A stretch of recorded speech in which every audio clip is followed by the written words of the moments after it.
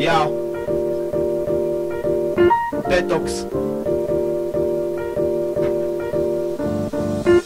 Místo, kde jsem se narodil, kde se zrodila má krev. Místo, kde vydávám rap, kde jsem vydal první krev. Město, které vidím dále, kde mám svoje kamarády. Město, kde se cítím doma i přes výfukové strany. Vítej v mojem bloku města, kde jedeš jen sám za sebe. Vítej ve skurvené džungli, vítej zavřel ty změvy. Ganža, LSD a piko v tomhle městě běžně jede. V každém bytě jeden feďák, ale každý se raz jede. Město, ve které mám lásku a vyšušit ze sítiště. Město, kde mám svou rodinu, svoje trvalé bydliště. V tomhle městě já chci umřít, držím se ho jako knížtě. Jestli tu nepojdu dneska, tak tu stejně pojdu příště. Na své město já jsem hrdý, máme radnici, letiště, velký stadion, hřiště, Ostrava je mé rodiště, obrovský věcí dějiště, občas konflikty z bojiště, ale navždy budu pamatovat, kde mám útočiště. Nezapomenu, kde vidím, kde žiju, kde se provozím, kde si dám to ranní kafe, kde to znám a nezaploudím, kde mám svoje kamarády, jak se mám, kde se mě bají, kde mám zázemí a lásku, kde mě na síly chytají. Pamatuju na své město, proto navždy ho mám v hlavě, kde jsem se naučil volit a věnovat život právě.